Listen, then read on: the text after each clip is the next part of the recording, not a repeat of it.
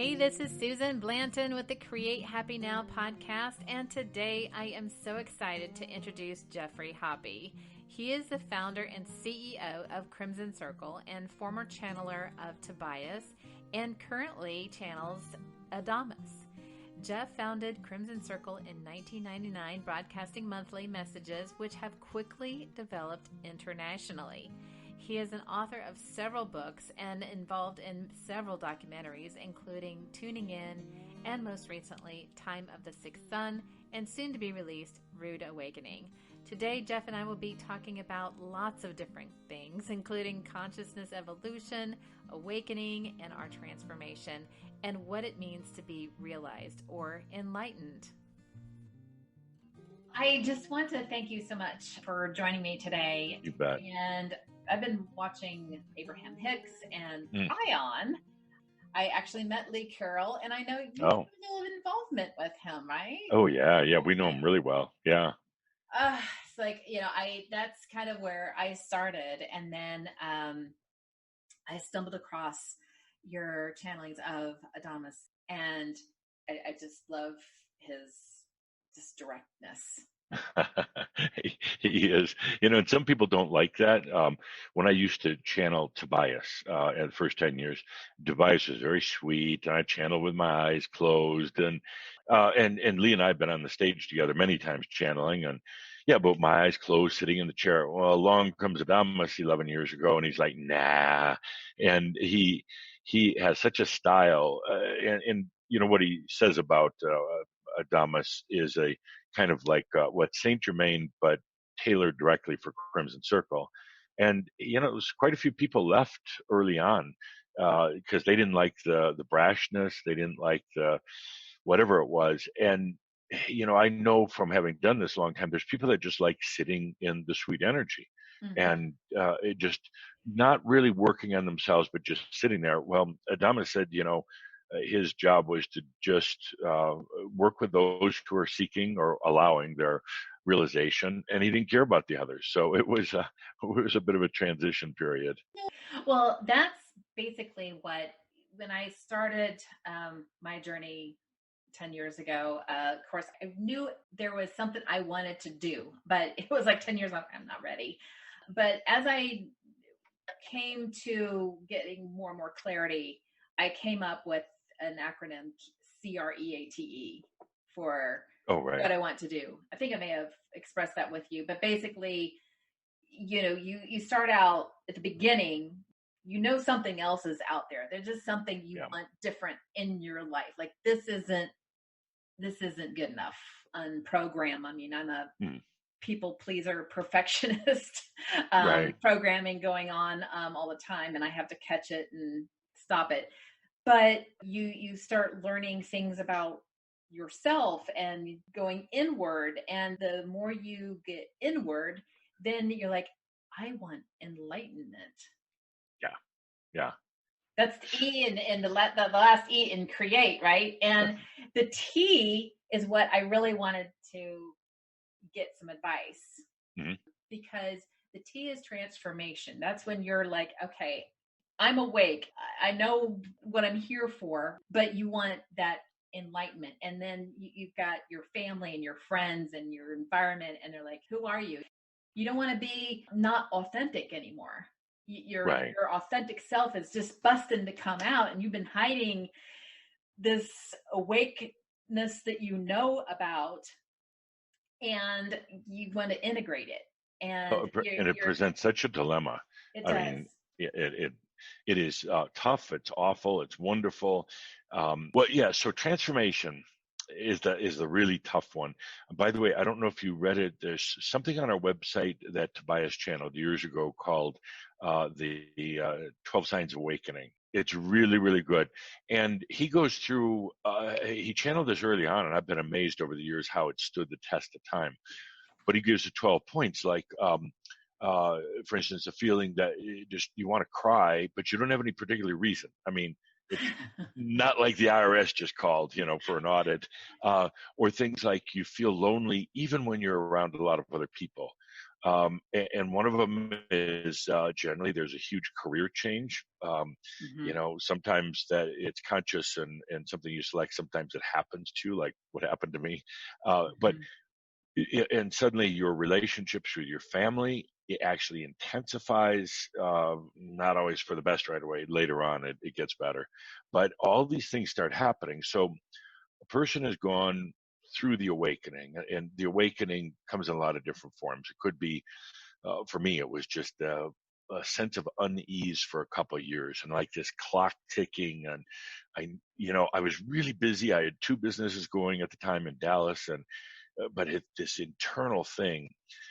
Some people, it's an injury or an accident. They get in a car accident, they're in the hospital for 2 weeks or whatever, and it just has a shift in their life. Some people divorce.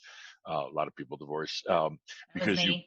you've broken a karmic tie, and and suddenly you're kind of free falling.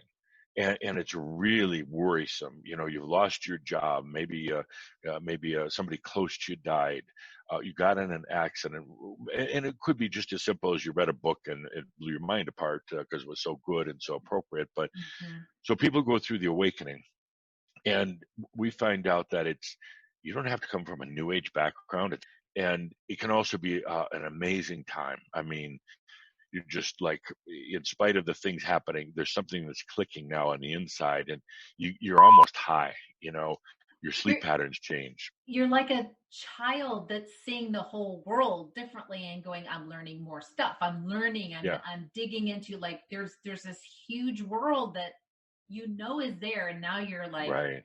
And your dreams start changing at night. Your nighttime dreams, your sleep patterns, of course, change.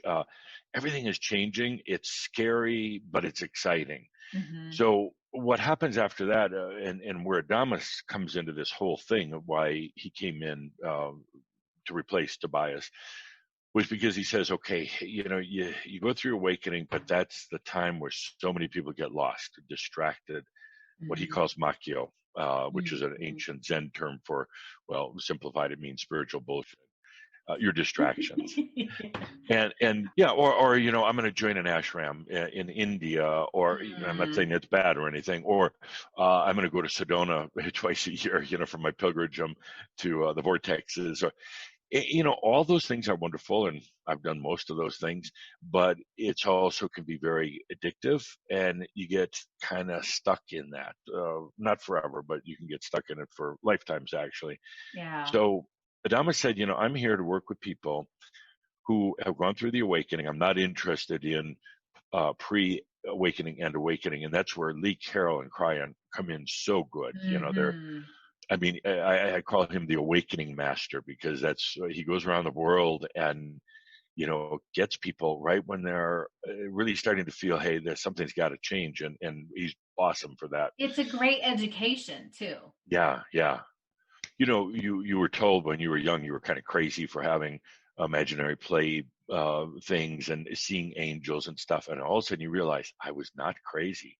That was all real, and you realize how much hell you put yourself through over the years, or if you were a daydreamer when you were young, all those things. Or, yeah, I had an out of body experience as a child, and I was afraid to say anything to anybody because Yeah. nobody ever else said that they'd had any similar experience. So I thought, well, something was wrong with me. And Right, right, right. Obviously, couldn't be the rest of the world, but no, and it's really sad because I've seen people that are so shut down, and they had such amazing experiences as a kid or maybe a teenager, and then they shut down, mm, they stopped believing in themselves, and they kind of got into the matrix, but even though you're in it, it's not right. yes, yes. And it's agonizing. And I think that's when my people pleasing perfectionistic tendencies really started to run rampant. Are you a Virgo? No, cancer. Okay, I'm a Virgo, so I'm a perfectionist, and then my Sagittarius is people pleaser. Mm, So yeah. I know you're suffering. Yeah, and then I kind of that got ripped out when I got divorced, and then it was like, okay, that was kind of nice to let that go. it's not my business to care what people think about me, Mm-hmm. and it's not my responsibility to make everybody happy, nor is it anybody Yeah. else's responsibility to make me happy. And those are two epiphanies, belief Mm. game changers for Right, me. right. You were involved in the time of the sixth sun. Yes. Yeah, that was interesting. Really interesting because Nikki Williams from England had heard about us, and I guess I'd talked to her once or twice, but she showed up for one of our big conferences, and I think it was up in Breckenridge, Colorado. God knows how many years ago. And we really hit it off. Man, she is just such a super cinematographer, unbelievable. Oh, so good. Oh, The so visuals good. just, Yes. well, they're like eye candy.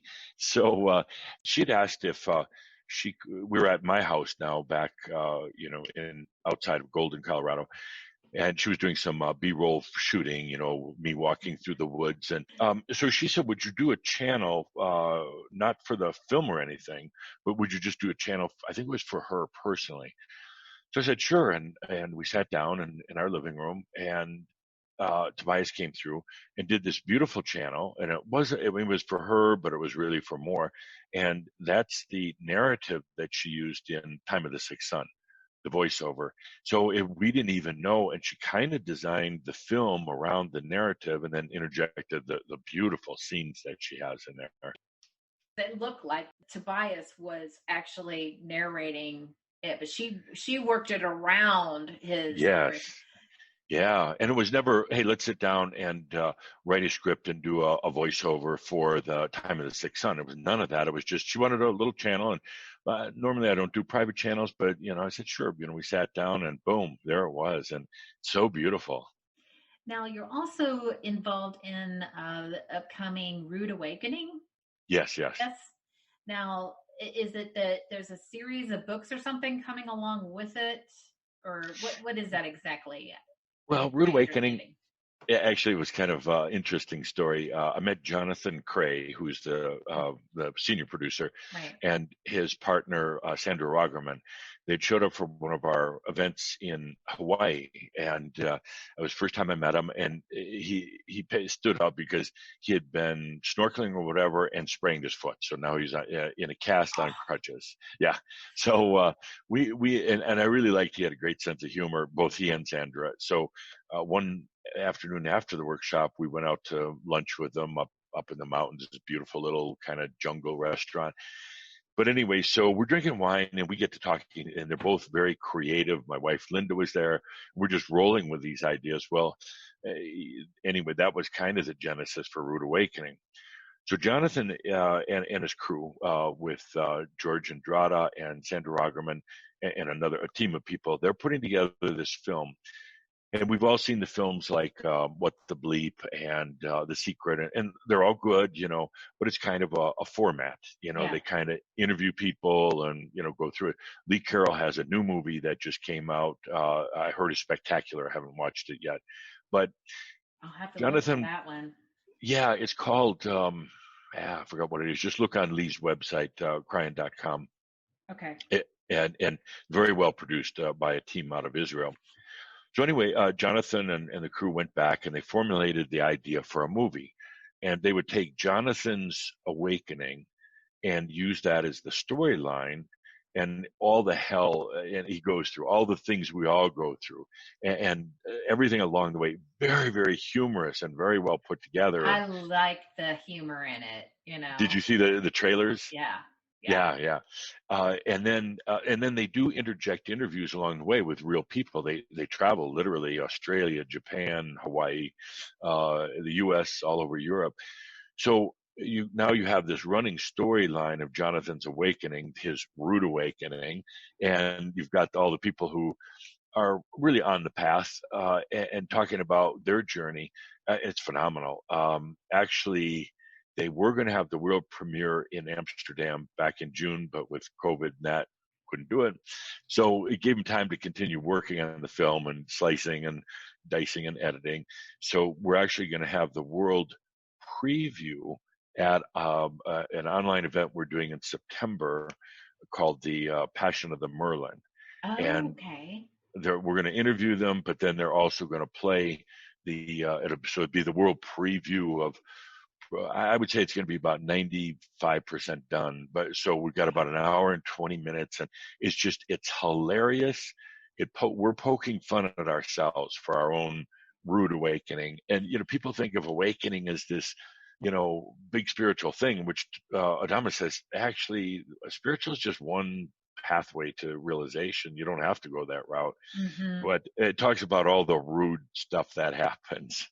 And Yeah. so it's poke fun at ourselves, but also it'd be really good for people now who are going through awakening and really getting on that path to realization. And that path from awakening to realization, both Tobias and Adamus said, can typically take 5 lifetimes. And that's a long time. So we're all kind of fast tracking right now.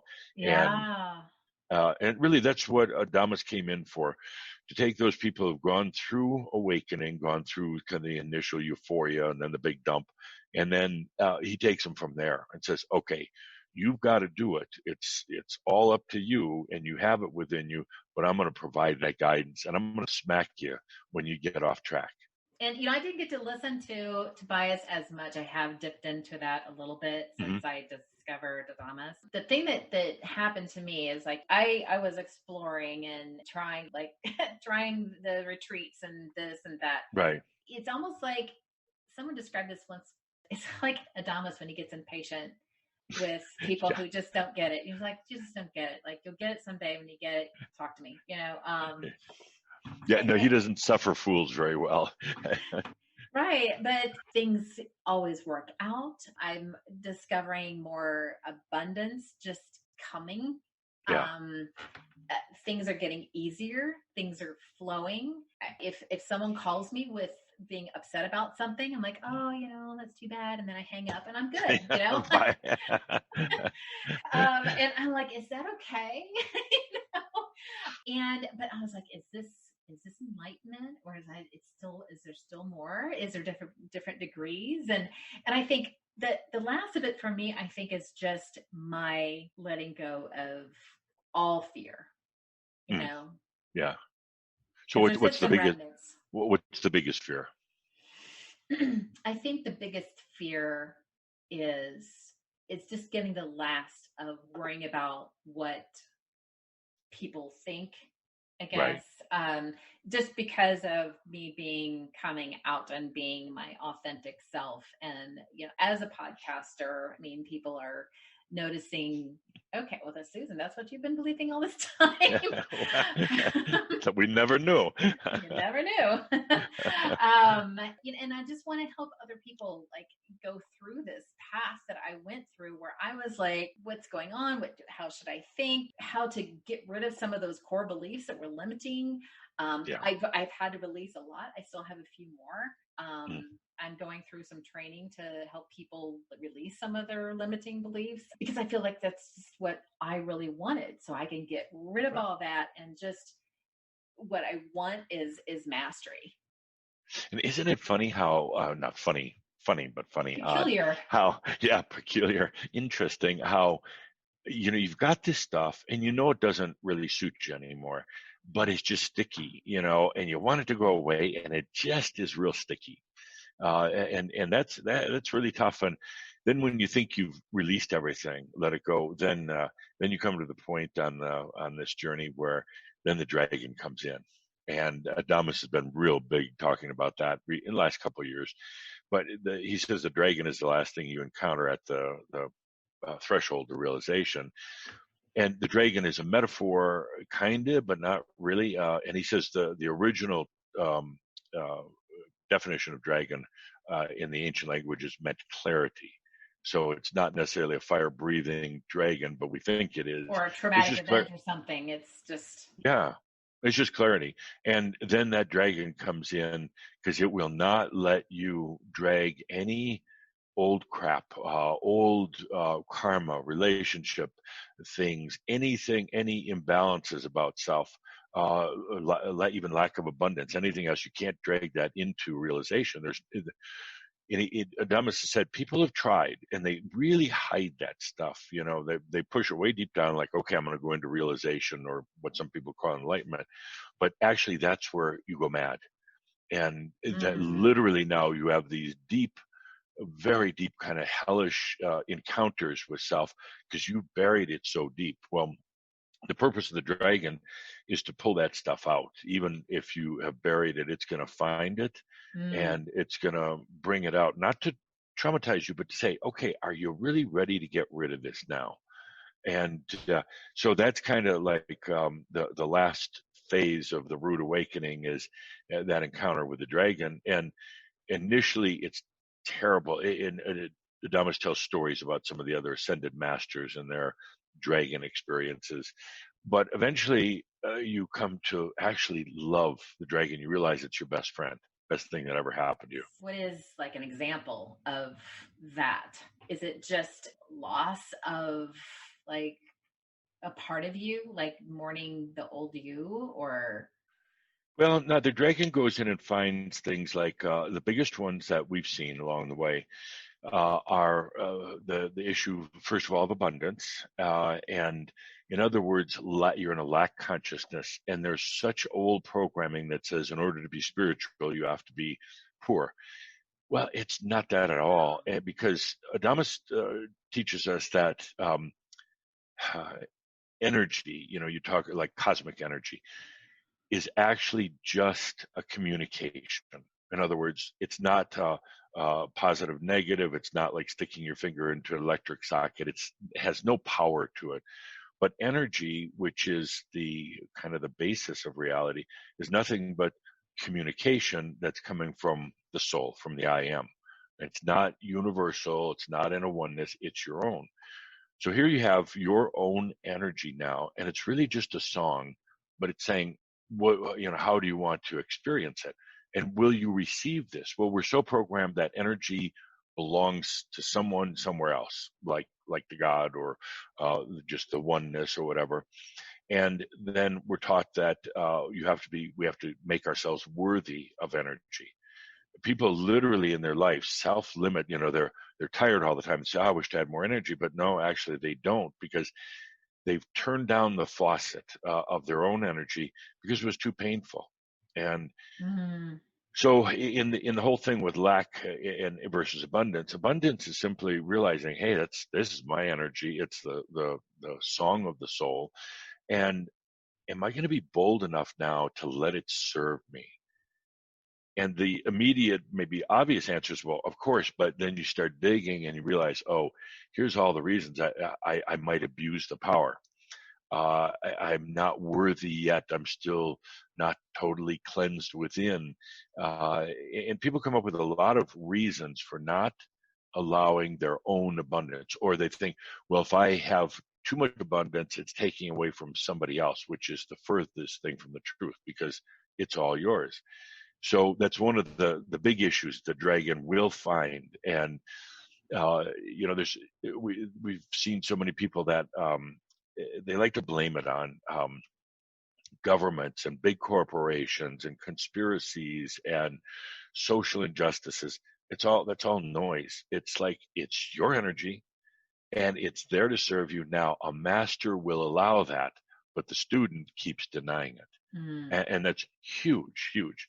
And then the other issue is that that the dragon really digs up old relationship issues, karmic issues, and involved in a lot of that is some like twisted sexual energies that so often occur, and um, it could go back lifetimes and lifetimes, and we really bury that deeply because there's a lot of wounds in it and a lot of shame, a huge amount of shame in a lot of that. So the dragon goes in, and just when you think things are nice and cozy, you're kind of waiting for your realization, you're taking some classes, and there's more synchronicity in your life, and you're like, oh, okay, I'm on my way, and then boom, these things come up. And kind of in direct answer to your question, it's like suddenly you're having just a okay day, things are going fine, and all of a sudden it's like this like a demon in the mind. Suddenly you're going to have this huge sense of lack of self-worth, And you're like, man, where's that coming from? Well, that's when you stop and you realize it's the dragon, and it's there actually not to torture you, but to say, will you let this go now? Will Oh, you will you basically what really ultimately prevents a person from realization is guilt and shame, and those okay. are very, very big human blockages. And if you have any sort of guilt or shame, if you're still walking around feeling guilty, a little shameful, or a lot guilty, you're just not, realization is not there for you. Then you get distracted and you go do, I don't know, classes or ceremonies, or go on a diet or go to an ashram.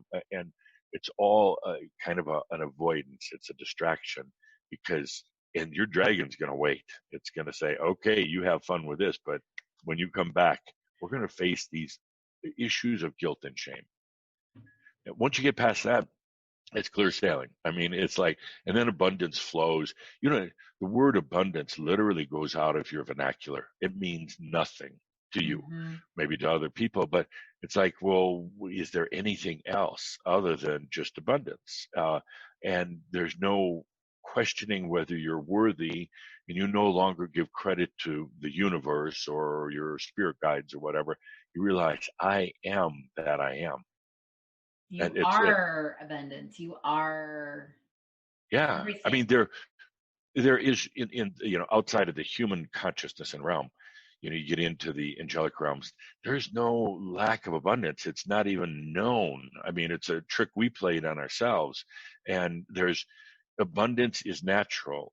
Being in lack is very, very unnatural to the soul and even to the human. But the human plays the game and makes excuses. So, well, I never went to college. I don't know how to handle money, or my spouse ran off with all the money, or whatever. It's like these things are all irrelevant. If you're interested in abundance, it's a matter of, will you receive the energy, the abundance from yourself, from your soul. Energy is just a song, just communication. I think people can't get out of the linear thinking of it. Yeah, And then yeah. I'm probably right along with them. I mean, I'm trying. I'm like, maybe I should stop trying. Well, exactly. No, that's you hit it.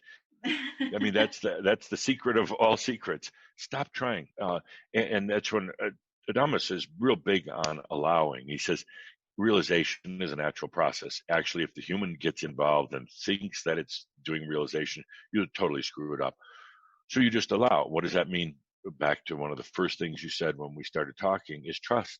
You just, okay, I'm going to trust my human self and the I am, the soul. In a way, you really don't have a choice. So I'm just going to trust it. And yeah, things might go a little cattywomp for a while, but that's a readjustment period, and what happens is, it's not like suddenly the human is glorified and you don't have health issues and everything, everybody's nice to you. But what happens is you've come to terms with things, and a lot of things no longer matter, like what other people think about you. And it's just a lot of things, like relationships, and it's like they're really, really sticky, really gooey, and oftentimes nasty. And it's like, if I want to be in a relationship, great, but I don't need it, Don't you need know? it. You're not Yeah, codependent on anything, exactly. So right? Adamus's big thing truly is allowing. You want realization, okay, allow, but allow also means, the dragon's going to come along and it's going to show you some things that aren't so pretty, just so you can let them go, not so you can process them, but so you allow that. You might lose your job, but you allow that, realizing there's something much more important coming along. You and your spouse will probably go separate ways, because Adamus says, I forgot what the number is, but like 95% of all relationships are karmic. They're based on past lives. Hmm. And yeah, it's love at first sight, oftentimes when you meet somebody in this lifetime because you know them so well and you have an agreement to come back to work out your karma. But ultimately, I mean, you don't really want a karmic relationship. It's like, let that go.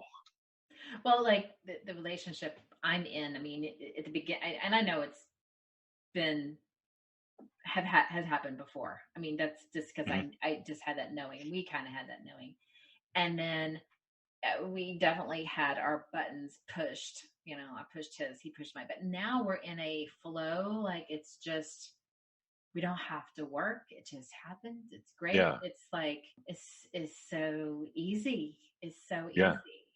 And because it's kind of like, I guess what some people say, twin flame, I guess. Right. I don't know how to describe that, but what I'm saying is, I feel like at one point it could have just gone wrong separate ways, but now it's like, it's I've never had a relationship that was so easy with Mm. anybody in my life. Yeah. Well, and in a way, whether you did it consciously or not, but it's probably that you both said, "Hey, let's drop whatever karma there was, negative, sticky stuff. Let's just drop that, and let's be two sovereign beings, Yes. not dependent on each other. We don't.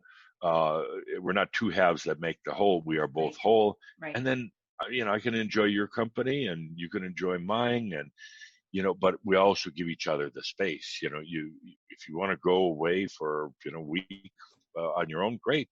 Right. I mean, Right. but I have known so many couples. It's like, well, that starts as, or you having an affair, or you don't want to be with me, and it's like, oh, geez, no. Sometimes people just need to get away. It's this total trust. Yeah. Yeah, well, you do you thing and I'll do my thing, and we do some things together. Right. Right. Um, and if something were to happen, I'd be sad, but it wouldn't destroy me. Yeah. And, we'll be fine. And I think it's the letting go Right. of, Right. and I think the thing that I think got me at the very beginning was I was so uptight, and I was just like, I was just trying to like make everything work to be happy. I'm trying to please everybody. I'm trying to be something. And finally I was like, well, what's the worst thing that could happen? Well, this could happen. I could be homeless. I could do this. I could, well, the worst thing would be death. And that's probably not so bad either. Right. Right. And when I finally kept like, anything, and it ended up like death was the worst thing, I'm like, well, okay. Yeah. Yeah. Just let go of it. Yeah, and actually, it's true. Once you get over that fear of death, and we do teach a class about how to die, or about what happens in death. As a matter of fact, we just refilmed it about 2 weeks ago. We originally did it in 2006, but then things changed in the other realms. We had to refilm it. But once you learn that, oh wow, death is Adamus says actually every night you go to bed, you die in a way that. Shifting over to another realm, he said death isn't any different than just going to sleep at night, and we've gotten okay with that. I don't think we too often fear, falling into the sleep state. Yeah. Uh, but It's a different consciousness, isn't it? Isn't it yeah, more pure consciousness? yeah, Right? it's many things. It's a release of the physical for sure, and that causes that people to experience that white light thing, because now after hauling around this biology for a while, suddenly we're free, Like, and you realize, a tight shoe off. yeah, I'm not dead. My body's dead, but I'm not dead. I exist. I am that I am. And then there's different levels, layers that you go through. We literally teach people who are still human, how to guide people into those other realms, what he calls the near earth realm, then the crystalline realms, and then finally, like way, way out there. The biggest death I experienced was my father Mm. passing. And I know that like right before he passed, he was talking to his Right. twin brother Right. in the hospital room. Yep. And like, who are you talking to? He goes, I'm talking to Dick right here. And Yeah. and then the day that he was buried, I heard his voice that day, and I wasn't the only person that heard it. Yeah.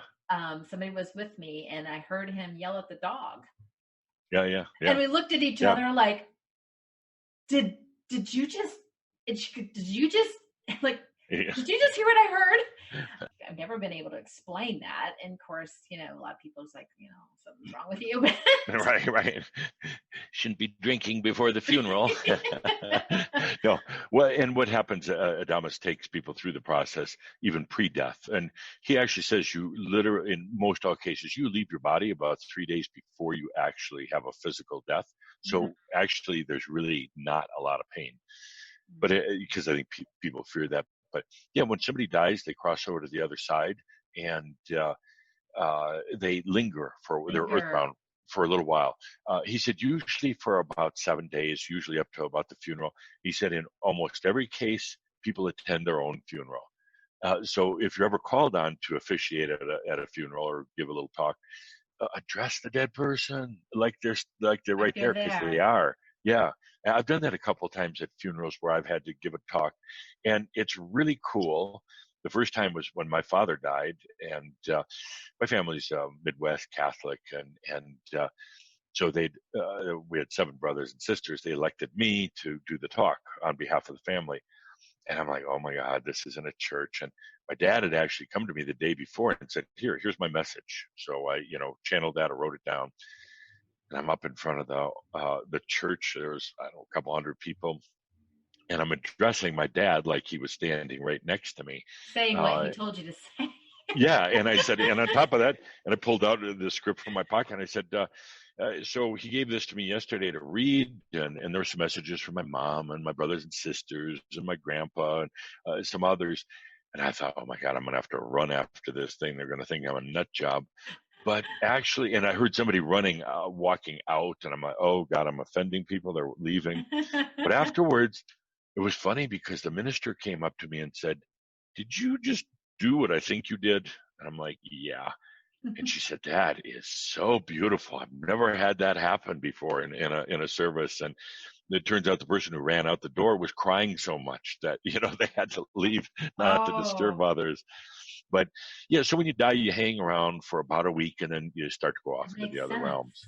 That Yeah. makes sense. Because he was sitting in his favorite spot in the kitchen Yeah. and the Yeah. dog was like barking at nothing and he yelled at her Yeah. to be quiet. And Oh, and Adamus specifically says, so, they come to the funeral or they hang around the house and stuff. And he tells some really funny stories like, because they're hungry and they want something to eat, but, the remembrance of the hunger. yeah, And so he kind of goes into some funny stories. But yeah, they come to the funeral and they're always like yelling, like, could somebody hear me? I can hear you. How come you can't hear me?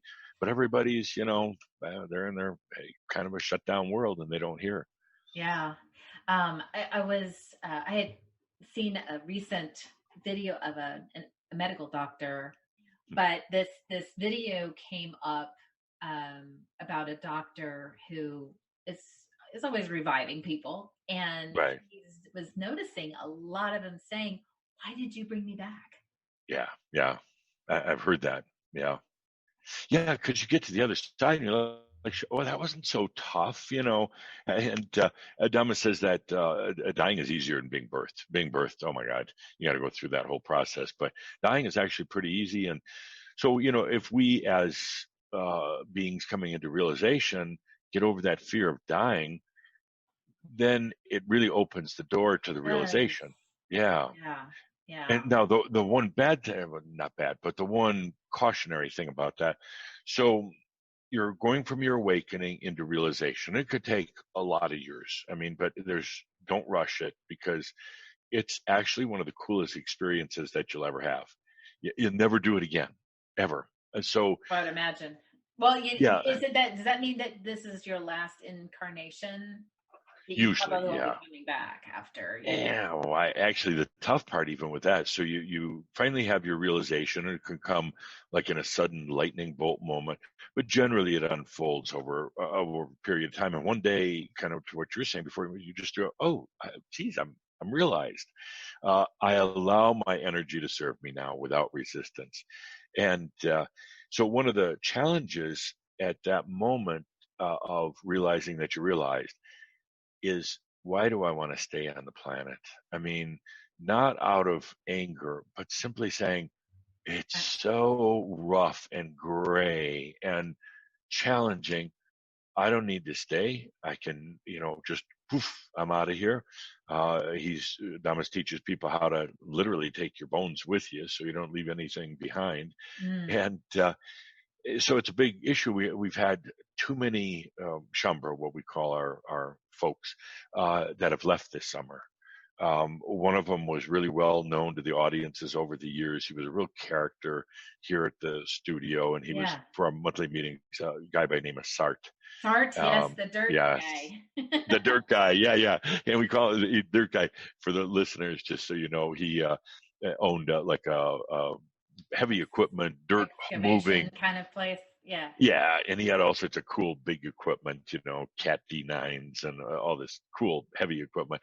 So he's the dirt guy, and he was about my age, and he just left one day, had a heart attack, and it shocked everybody because he was such a part of all of us.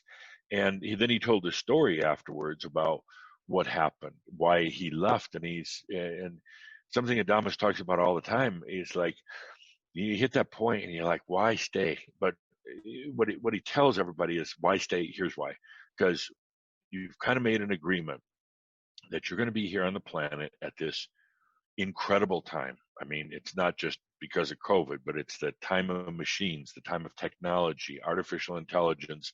Literally, we are giving birth to a whole new human species, going beyond the biological species that we've been for a while. Now it's going to be kind of a integrated species. Kind of like Terminator Genesis, Kind of like, that yeah. episode. Yeah, kind of like, but that was Hollywoodized. But augmentations are going to be very, very common they already are, but even more common than ever. The brain to computer interface, BCI, is, people thought it was like sci-fi. Well, Elon Musk and his group, I forgot the name of it, but they're going to start human trials at the end of this year. So a little chip in the back of the head or something, and now you're connected to the cloud. And Wow. it's frightening. It's amazing. But Adamus says more than ever, the planet needs what he calls standards, or the masters, the realized beings, to stay here and not to go out and take on causes or politics or the environment or anything like that, but to sit on a park bench and just radiate their light. Mm-hmm. Because that light, done in a non-intrusive way, your light shining, just the I am that I am, literally illuminates potentials for people or groups or nations or the planet. So you imagine somebody sitting in a big room with just a little light, maybe one candle. They don't see the rest of the room. They don't see their potentials, but with your illumination as a true master, and not trying to make people change or trying to get involved in politics, any of that, it lights up, it illuminates the rest of the room so they can go, oh, that's right, I don't have to choose my old ways, my old pattern. I can choose this, I can choose that, I can choose happiness, I can choose whatever I want to, and as an individual, as a group, as a planet. So he says, please stay. He says we need at least 1,000 that just That's not sitting very apart. many.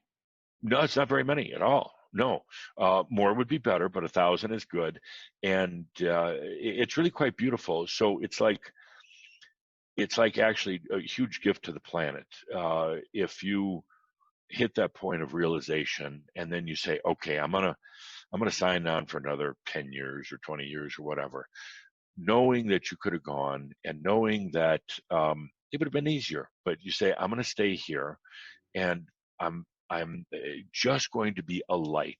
And it's not an egotistical thing at all, because nobody's ever going to acknowledge it. You're the only one that's going to know, and maybe the other 999 or more. But you don't get an award for it. You don't get to go on Oprah for it or any of that, because it would screw up the whole thing. Yeah. And ego would get involved. But you're there, and now your life is easy isn't the right word. Your life is graceful, meaning that everything is just there when you need it, and you really don't even think about your needs anymore, because it's just there. It's your own energy taking care of you. And now you can really be that light. You just hang out at the park bench, you have a latte, and you read a book, maybe you take a walk, maybe write a book even, but it's not to evangelize. Mm-hmm. And so he's really big on that, saying the planet right now needs consciousness. And he said that is going to balance the whole thing with artificial intelligence, technology coming to the planet, and all the other changes that are taking place in the educational system. Huge changes as a result of COVID. Yeah. Uh, Economic, you cross the board. So COVID, the virus, don't get all caught up in where it came from. The fact that it's here at the perfect time, and it's here to change systems, and It's it is. it's to just shine light on some things that need changed. Yeah, Really. and primarily economy, education, to a degree politics, because that's is such old energy. The so many different things, and it's actually a very beautiful thing that's happening.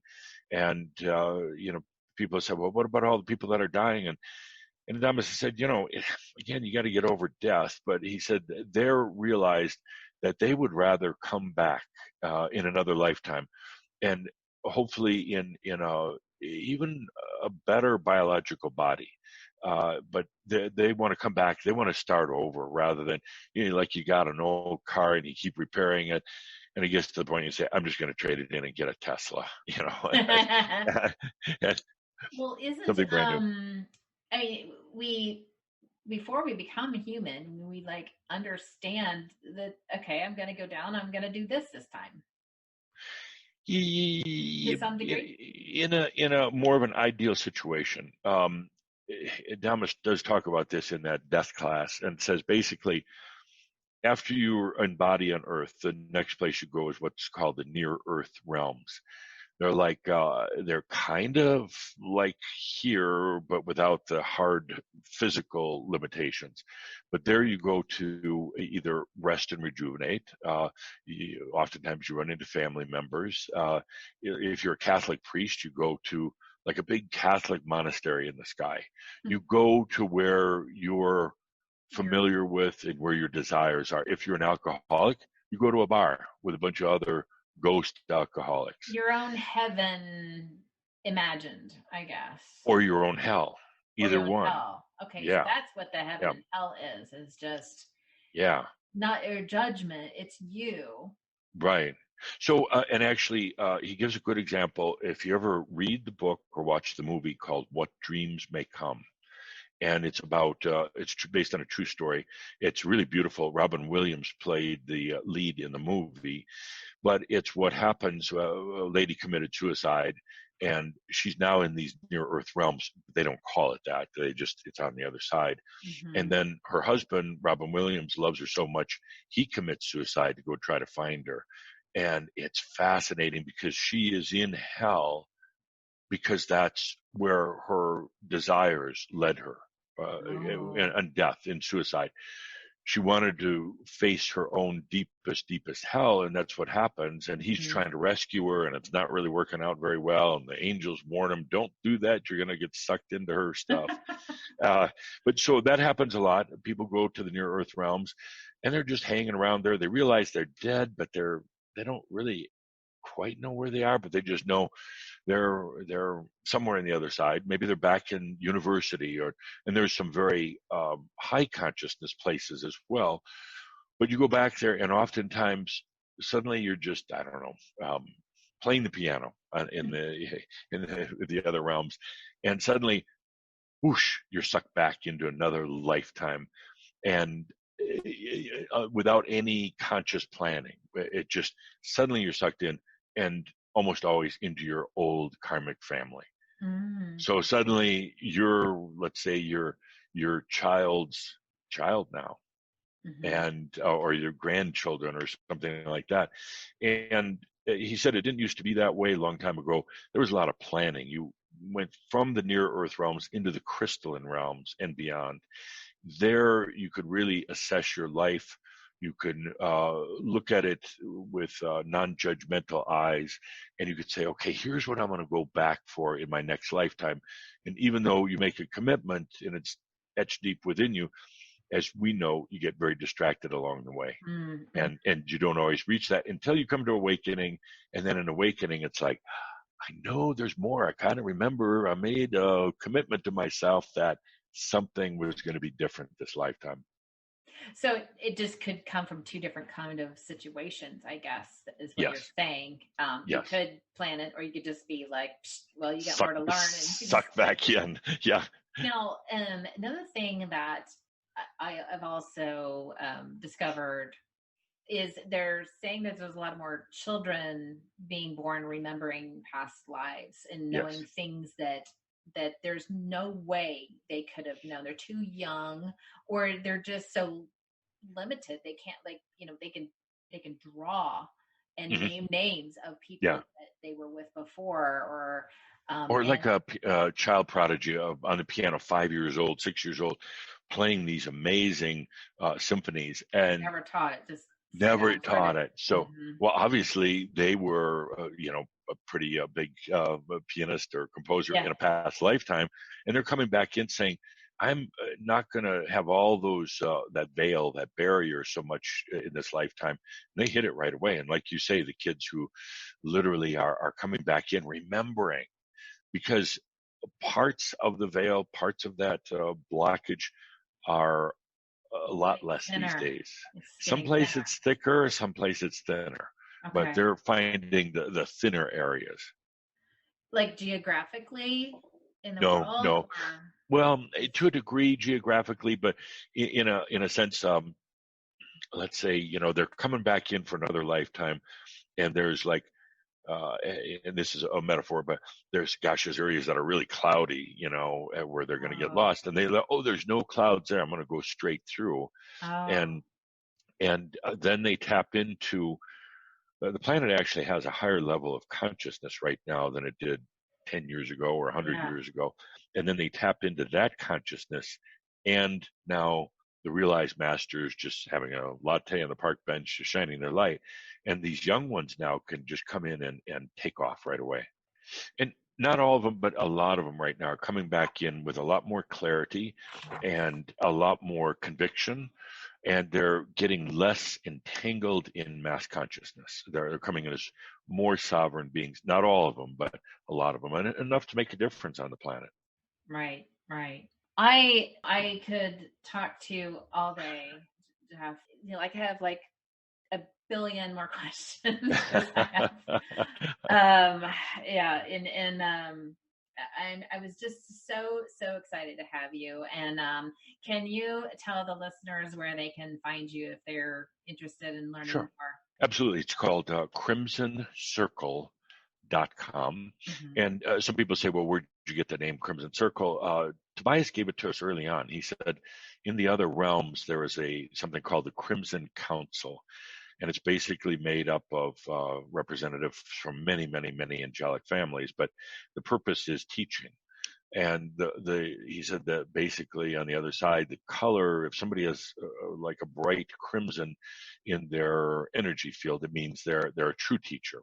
Hmm. And so he said, so you guys down on the earth, we're going to call you the Crimson Circle.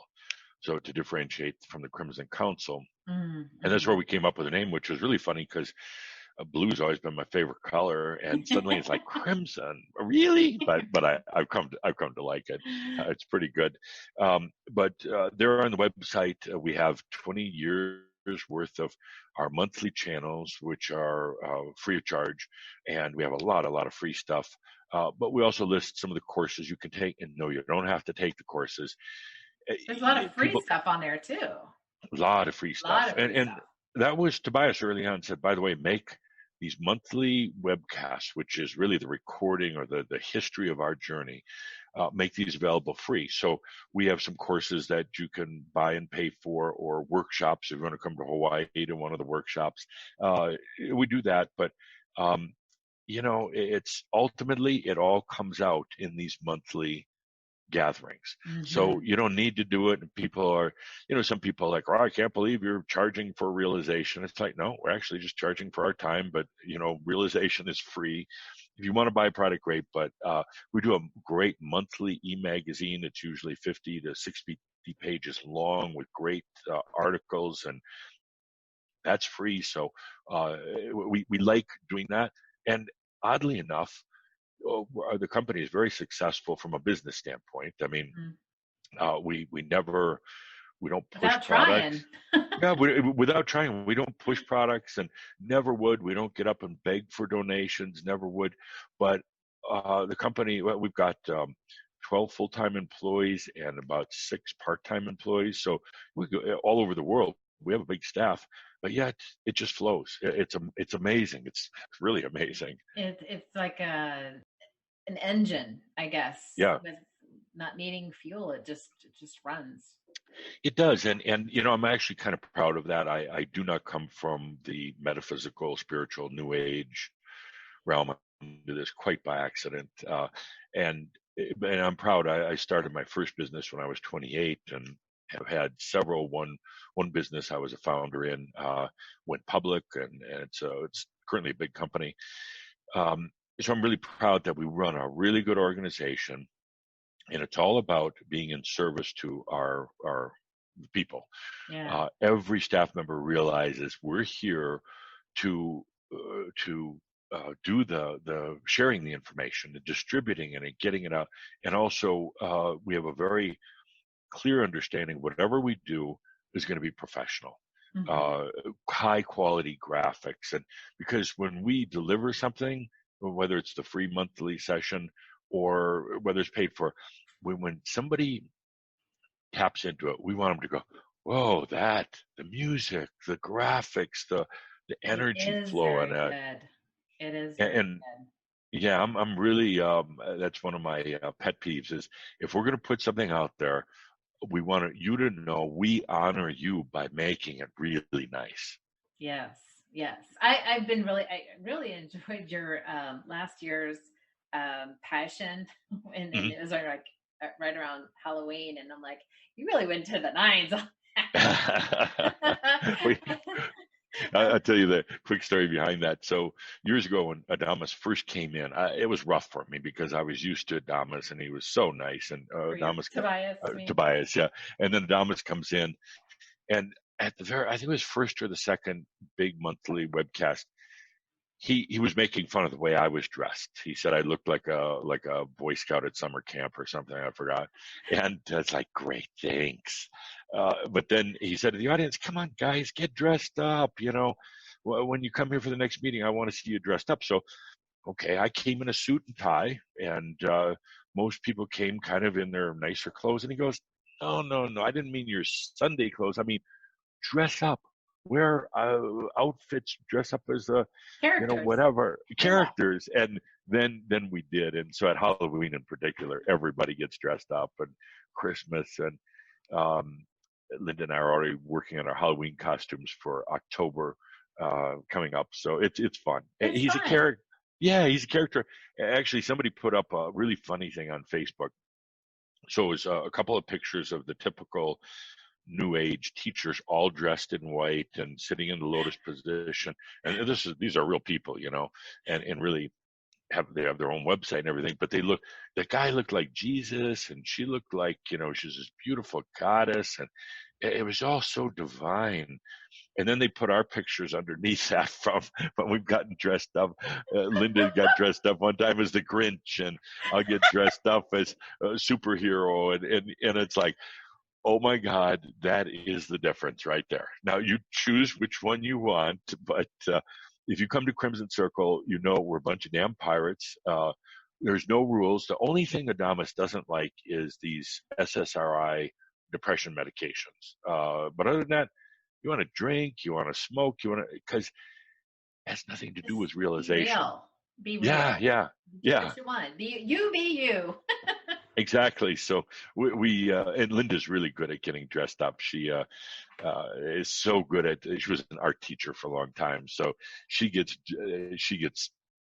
all Creative. one year is the Statue of Liberty. I mean, she does a good job, and she doesn't like go buy a costume at a store. She makes the whole thing She makes herself. it. Yeah. Yeah, yeah, Well, one thing I just, in case somebody's coming into this and not sure what we were talking about, right. you're channeling.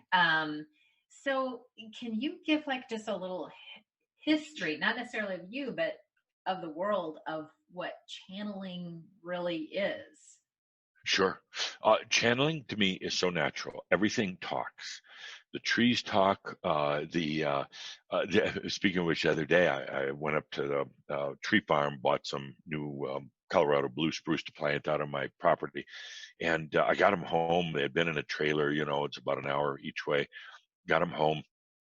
Opened the rear gate of the trailer to pull them out, and I was just kind of, I don't know what I was thinking about, nothing in particular. But all of a sudden, I pulled the first tree out, and it goes, "Oh my God, I'm home! It's like I'm in the mountains. I'm not at that stinky tree farm anymore. I'm here." And I'm like, "Whoa, dude. Okay, I'm glad you're happy." And then I pulled each tree I pulled out. They were talking. So channeling, everything talks. Everything is energy is communication, and it doesn't have a soul. These trees, aren't soul beings, but they have an awareness of themselves An as a tree. essence. Yeah. Mm-hmm. So everything does. And to me, it would be so unnatural not to talk to the entities on the other side, because they're here, they're chatting away. They don't, I learned early on, they don't speak English or German or whatever. They communicate in kind of like a energy song. Like a thought group. Yeah, and your mind then translates it into English, into words you Mm-hmm. understand. So they don't really deliver words, but they're there. And your pets, I mean, geez, it's so easy to channel and to connect with a pet, but don't sit there and talk, human talk. You got to connect. So Yeah. channeling is a natural thing, and you could do it with entities, you could do it with trees, you could do it with dogs, or whatever it happens to be. The problem is, when I first learned to open up, then everything is making noise, and I had to learn to bring it back into focus of what I wanted to be hearing. Mm-hmm. So, but channeling is you're just talking to the other, to the folks that are hanging around. So is it kind of also listening to your intuition? Is that kind of a way to start? Like if you really like, I want some of that. I want that inner wisdom. I want to not have to seek everything on the outside. I want to be able to tap into that internal internet. Well, there's two things. One is your own essence, your own soul, and I don't even call that channeling, because that puts it kind of on the outside, but it's just that constant inner communication. And basically, at first, the mind's going to filter and say, you know, um, With your you're mind making this or up, or you're yeah. crazy, or whatever, and you just tell the mind, shut up, and you learn to communicate with yourself. And again, not words, it's like this harmony that's taking place. You can communicate with your body, you can communicate with your inner self, your whatever. So that's put that over not in a channeling category, but self connection. Yeah. And your channeling again is comes from the outside.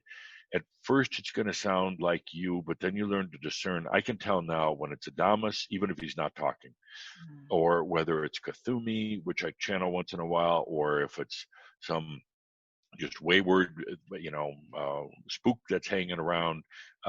You learn to discern. There's a feel for them. And So if someone wanted to say, I wanted to learn to channel and be able to do that, like how would anybody, does it just happen?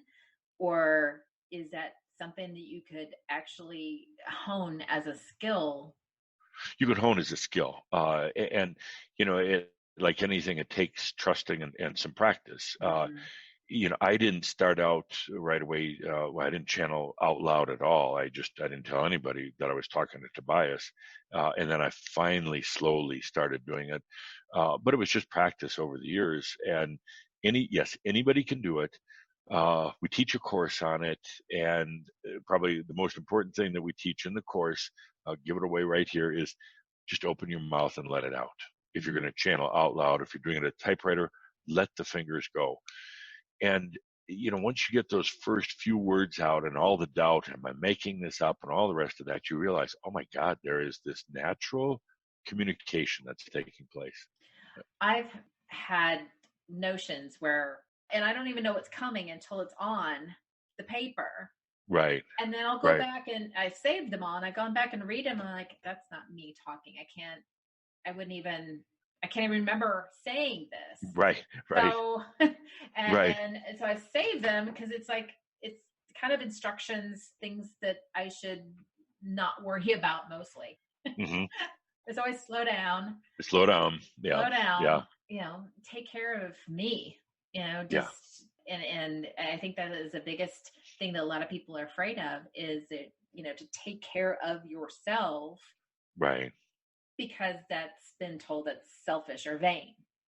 Yeah. Whereas But you can't but on be the of other hand, service if you're not taking care of yourself. yeah. When you get on the airplane and they're going through the safety thing, they say when the masks drop down, Hmm. use it Yeah, yourself first and then take care of your kid. Because if you're, about to black out because you don't have oxygen, you're not going to be a help to the people sitting next to you. So it's so important to take care of yourself. Then absolutely. then you can make a huge difference on the planet. Absolutely. You can't shine that light. That's right. That's right. So be abundant, allow your health, and don't get caught up in the stuff right now. Don't get caught up in any causes. And people get upset with Adamus when he says that, Hmm. but there's people who are going to take over being energy holders and change makers on the planet, and they're looking forward to it. So kind of move on up and become that realized master that's really emanating consciousness on the planet. Hmm. Right. It's a lot more fun too than taking up causes and Right. Right. And to focus on what's going right rather than yes, what's going wrong. yeah, or better said, there is no right or wrong. There's things that are happening on the planet that are difficult to watch, but humans are choosing it. Everybody chooses their own experience, or chooses to be in mass consciousness, and we're just going through a tremendous time. As an example, it was about 10 years ago when Adamus says, by the way, Gaia, Mother Earth is Yeah. leaving. And we almost got thrown out of Sedona for that. What do you mean? Well, Where is it going? What? what? Well, people are invested in that. And he said, no, she's leaving because she's been here a long time. And it's a entity like a soul being. And she's leaving so humans can take responsibility for the planet. And I mean, look at what's happening right now. And I think underneath people might realize something really big is changing, and we better take care of our planet. And it's true. But but you don't need to get involved in the cause. It's just like, okay, Gaia's leaving, and I'm going to just emanate my light, and maybe people will understand. You can't mess up the environment, and you can't Hmm. just say, well, we'll go colonize Mars instead. No, we got to take care of this place. Right. Absolutely. So Um, where I forgot where you said you're located. I'm near Atlanta, Georgia. Oh, you are. Hmm. I used to work for a company out of Gainesville, so I'd have to travel there a lot. And that was an eye opener. I'm a Yankee from originally from Wisconsin, so Oh, that was an eye opener. But yeah, I know yeah. the area. I'm originally from Indiana. There's the Oh, Midwest thing, see, isn't there? Midwest. Right? Yeah, yeah, yeah. There is, there is. That'll do it all.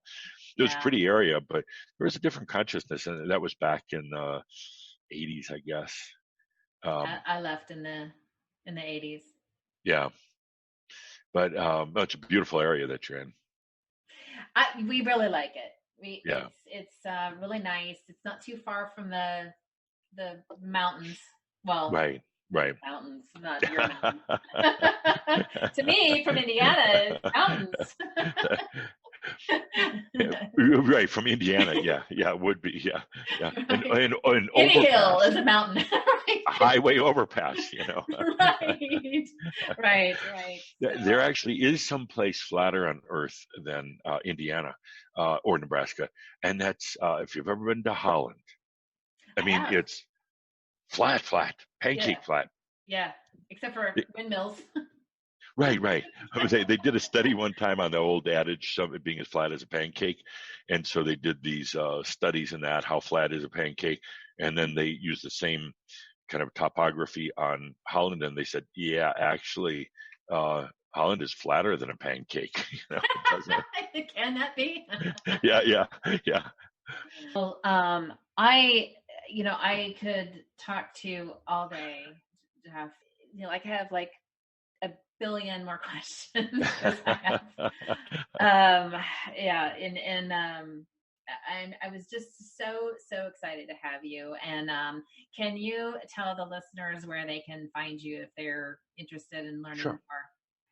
Absolutely. It's called crimsoncircle.com. Mm-hmm. And some people say, well, where did you get the name Crimson Circle? Tobias gave it to us early on. He said, in the other realms, there is something called the Crimson Council. And it's basically made up of representatives from many angelic families. But the purpose is teaching. And he said that basically on the other side, the color, if somebody has like a bright crimson in their energy field, it means they're a true teacher.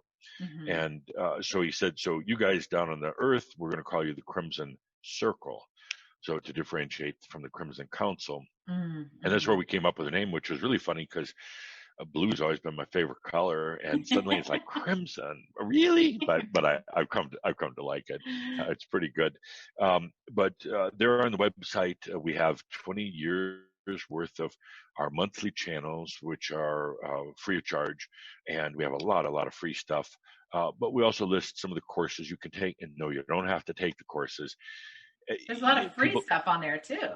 A lot of free stuff, and that was Tobias early on said, by the way, make these monthly webcasts, which is really the recording or the history of our journey, make these available free. So we have some courses that you can buy and pay for, or workshops if you want to come to Hawaii to one of the workshops.